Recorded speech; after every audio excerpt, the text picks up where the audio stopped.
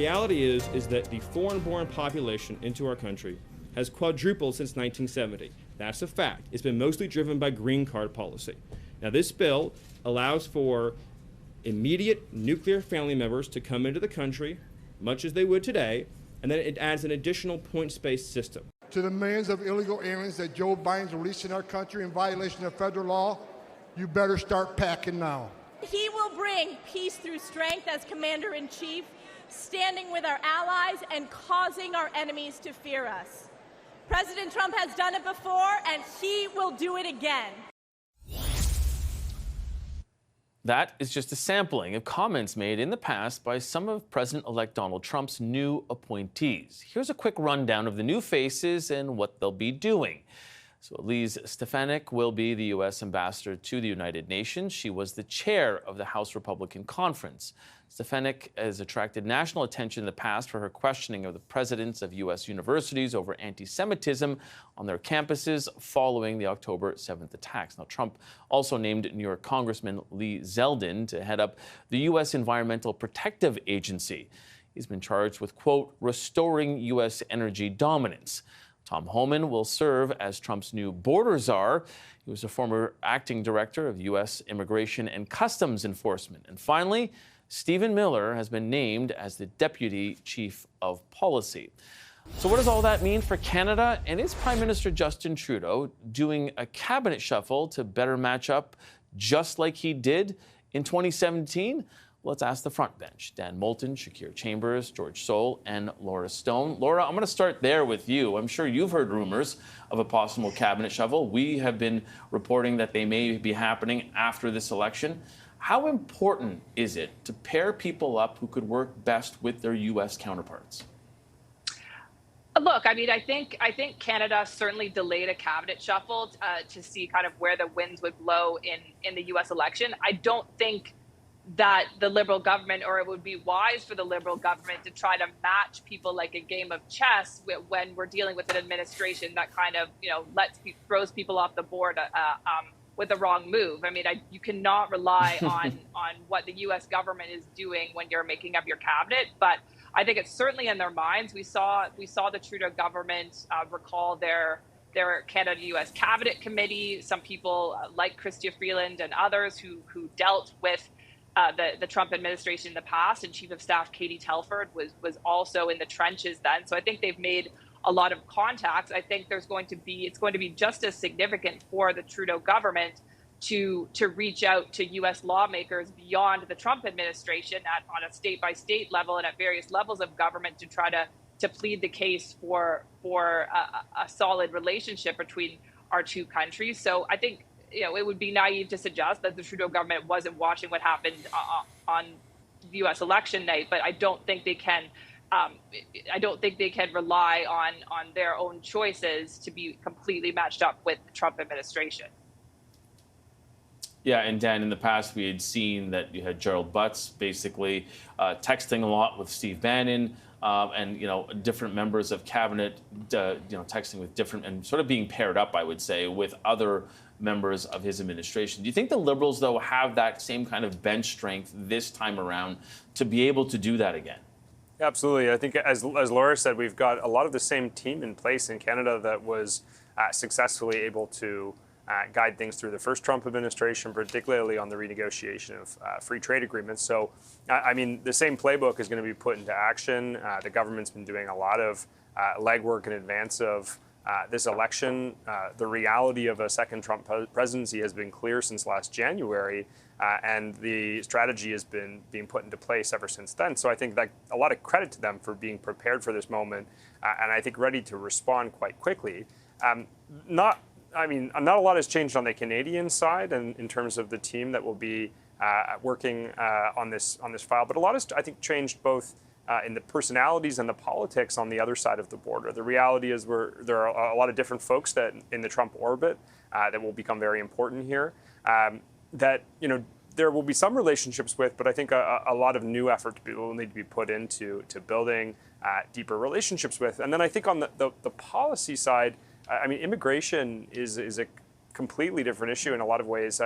migration and the politics of it were always important to the Trump agenda, but it really dominated the conversation in this election. And if you look at some of the appointments he's made in Stephen Miller and in the border czar, these are people who are much more hardline on these issues. And I think the realities of that issue are going to hit Canada in different ways, both on the trade side, as Mexico's singled out in a different way, but also in terms of migration on our own border, right? In the first Trump presidency in 2017, there was a lot of pressures at Canada's borders.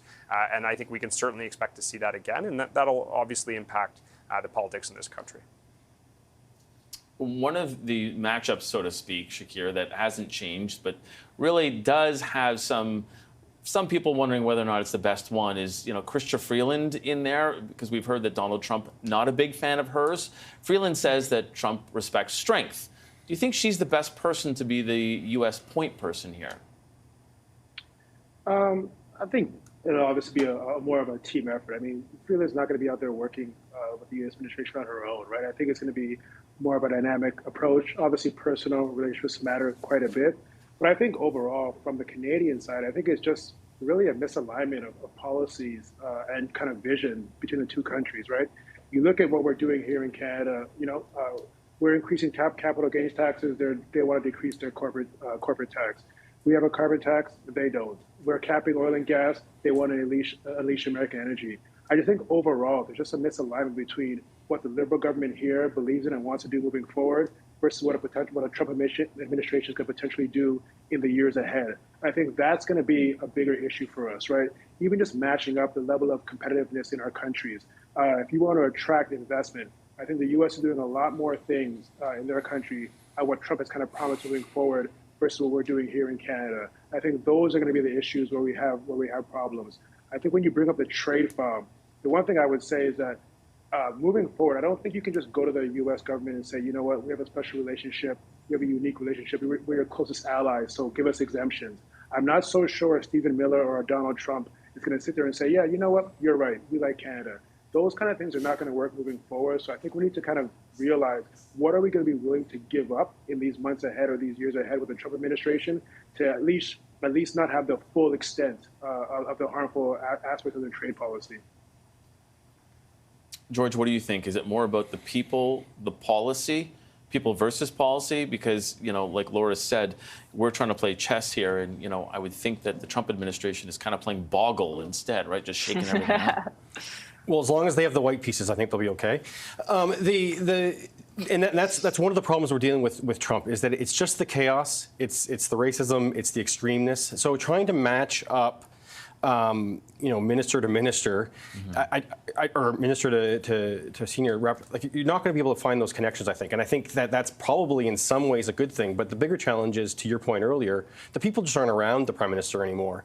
There was one of the weakest attempts ever at taking out a leader, in Canadian history over the last month or so, and it's basically held onto the news because the prime minister's office has been unable to manage their own caucus, right, let alone a difficult relationship with Trump. So, yeah, I do think that there's going to be lots of the economic concerns that they're going to have to handle and manage and figure out how trade works. Donald Trump's very transactional, so I think our last discussion about defense is going to impact trade. I think trade is going to impact, energy. On and on the list goes. But there are major things like energy. Our energy products go back and forth across the border. The American auto industry and the Canadian auto industry are essentially one industry. Right. And so they're going to have to find ways to work together somehow. And I think it's just about finding the places where we can actually deliver real value, while also not giving up the vision that we have of our own country. I mean, I think the upcoming elections are going to be hard because this idea of a Team Canada approach is going to be, I don't think you're going to see Pierre Poilievre want to jump on and help, have the Prime Minister's back in this situation. So it's going to be a difficult dance, to be sure, but I think it's about realizing he's transactional and trying to find the places where we can agree and show the value of Canada. And then also, I think, trying to expand and find relationships elsewhere and make sure that as much as possible we're making sure we're protecting our own Canadian jobs. And Laura, I've only got about a minute left, but picking up on that, I mean, we also have a Donald Trump that sort of knows the levers of power now, and we were almost benefiting from the last time when he wasn't exactly sure how government worked. Now he knows, and now he possibly knows where all the buttons are and what he can press against Canada. Yes, but on the flip side, I think the Trudeau government knows how a Trump administration works, right? So there's some knowledge, I suppose, on both sides. I think what's very different about this conversation is what's happening with immigration. I think the Trump administration taking a hard line on administration, some of the faces that we've seen them appoint. I don't think that's a surprise. What's really changed is Canada's approach and how they've continued this conversation. I was speaking with Immigration Minister Mark Miller today for a story we're working on, and he essentially said, Canada's a welcoming country. Not everyone is welcome here. That's the message that Canada is now sending to the United States and the world. It's very different from what we saw in 2016, 2017 under this government. So I think Canada is also sending a very different message to the Trump administration on some issues that have really changed in this country. So the conversation has almost flipped. So I think both sides are now kind of operating with a bit more knowledge behind them. And I think that will work both ways when it comes to the relationship. Yeah, and I guess we're not going to see any tweets saying welcome to Canada after that conversation with Mark Miller. Okay, we're going to leave it there. Thanks to Dan Moulton, Shakir Chambers, George Soule, and Laura Stone.